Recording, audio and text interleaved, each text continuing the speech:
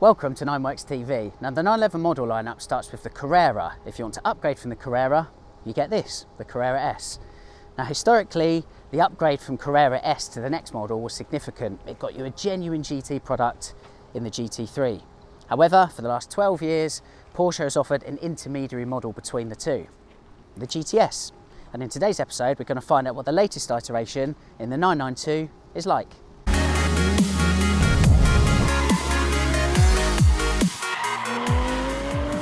So it's the battle of the rear-wheel drive manual 992s. We start with the motorsport offering in the GT3.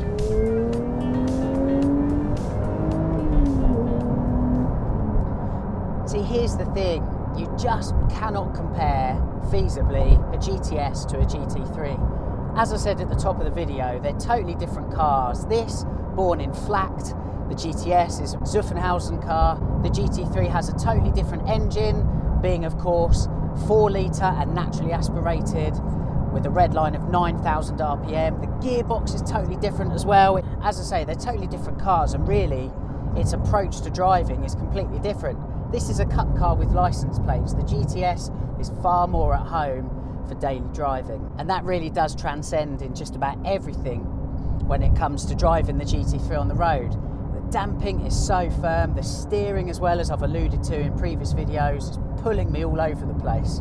Also, you have to consider the price, and this 992 GT3 is between 140 to 145 grand from the dealer. However, current market conditions mean that you'll pay the best part of £250,000 for these, and you won't pay anywhere near that for a GTS. And therefore, at this stage, we're going to be ruling the GT3 out of our three-way rear-wheel drive 911 comparison, which is a bit of a shame. So how does the 7-speed and turbocharged C2S fare on the public road? To my mind, in recent years, the appeal of the S has diminished slightly by virtue of the fact that the Carrera is so good and so all-encompassing, and the GTS just gives you everything and is tremendous value for money. It's only a 10 grand kick-on new over the C2S, so it makes it a little bit superfluous. I think that's the reason that Porsche likes to give a little bit of breathing space between release of the S and the GTS. In 992 form, that gap is 2.5 years. Its place in the lineup might be slightly more squeezed, but the 450 horsepower C2S still has lots to offer on the road. Unlike the GT3, I mean, this just feels like a completely different car, as I alluded to. The steering, I mean, it filters out so much feel from the road.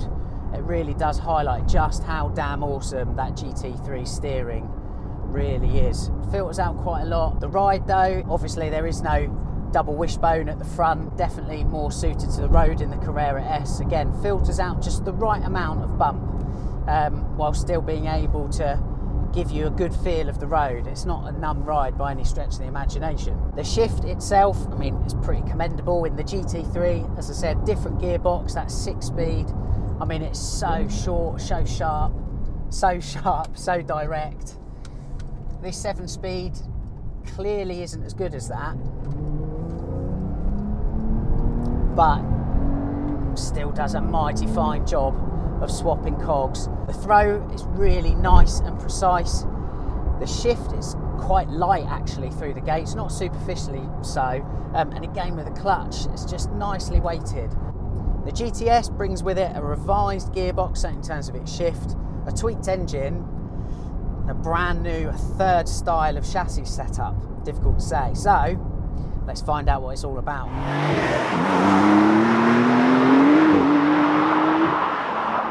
Of course, the whole appeal of the GTS really is there's so much kit on this car that it's optional on the C2S, and it represents amazing value on the GTS. There's about 10 grand more for the GTS over the C2S, which has been roughly the same for a few generations now. It's worth pointing out from the start, if Ali's able to look down the side, the bodies are the same width, okay? So all 992 generation 911s, they're all the wide body now, 1,852 millimeters. The GTS really, rather than bridging the gap between C2S and GT3 for 992 generation, it's more of a turbo light. It's a totally different chassis on this. It's a turbo chassis, whereas this has its own Carrera chassis. It sits 10mm lower than the C2S. Rebound rates on the springs are the same. What the turbo chassis has, and therefore the GTS, are helper springs on the back. Now that, I've been told, makes a big difference in terms of how this car handles on the road, which we'll find out in a bit. Visually, the differences between the two cars as well. There's a new front and rear bumper on the GTS. This has the Sport Design Pack. The GTS has its usual addenda of satin black trinkets on the car. It also has, of course, the beautiful centre lock wheels. Housed within there, turbo spec brakes. I mentioned this is turbo chassis, okay? So the turbo brakes, they're 6 piston on the front, 4 on the back, 408mm discs by 36mm on the front, 380 by 30mm on the back. Incidentally, if you don't like the centre lock wheels, or you find them impractical for a road car, I think I'm in that school of thought, you can opt for the 5-lug wheels, which is pretty handy. Coming round to the rear of the car, as we know, the business end of the 911, the flat 6, they're both 3-litre twin turbocharged. This has an uptick in boost as well to 1.3 bar over the C2S. In terms of power, that means that this is 480 PS, it's nearly 500 PS for a Carrera derivative. Bonkers. It's up by 30 PS over the C2S and indeed the 991.2 GTS before it. In terms of torque, we're talking an increase of 20 Newton meters. This is now 570 Newton meters over the 550 of the C2S. While we're at the back as well, the exhaust, I'm told that the GTS has a little bit more of a raucous note to it over the slightly quieter C2S, so we'll find out about that. That's for external noise. In terms of internal noise, again, I'm told that the GTS has had some sound insulation stripped out, again, just to make that flat 6 soundtrack a little bit more vocal, certainly as it's perceived from inside the cabin. That's a basic drill down of the C2S and the GTS. We better go and take it for a drive now and see how it feels behind the wheel.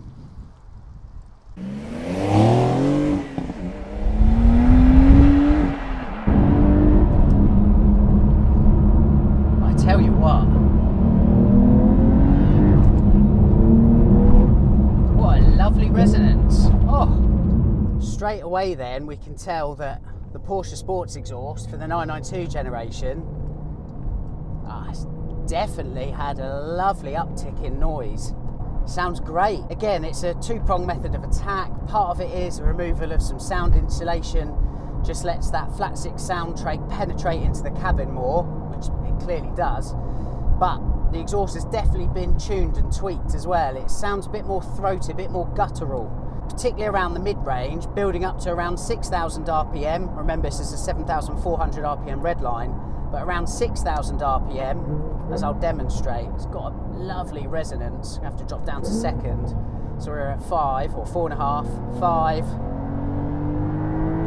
Oh, at last, Porsche is starting to really get the hang of the soundtrack of a turbocharged flat 6 Carrera derivative, of course.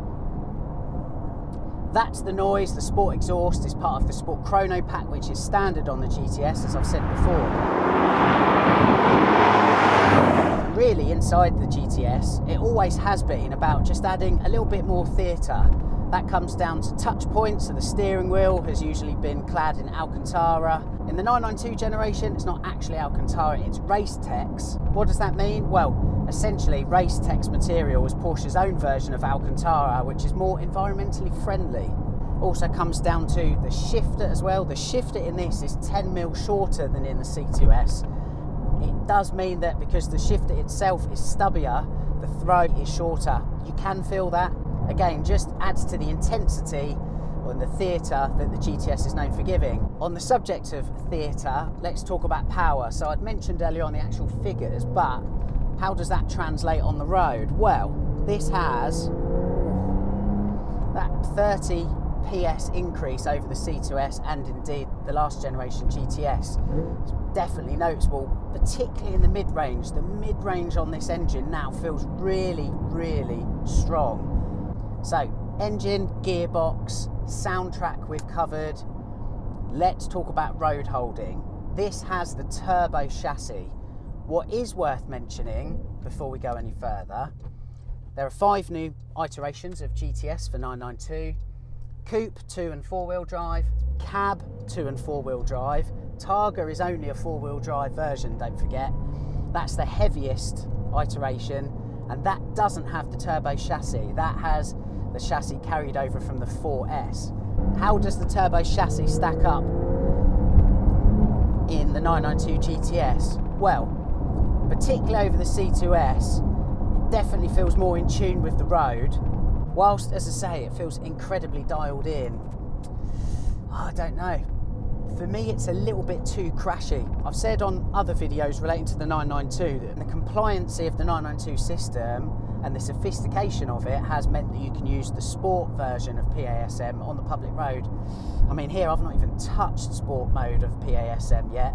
I'm staying in normal chassis mode, and it is a little bit crashy. Again, wonderful in terms of directness and feel through the road, but this is, don't forget, meant to be, yes, more focused, but still holding on to those everyday virtues and everyday values that we know the 911 is famed for. But yeah, for me, don't know, I think that might get a little bit jarring day to day, I'm afraid.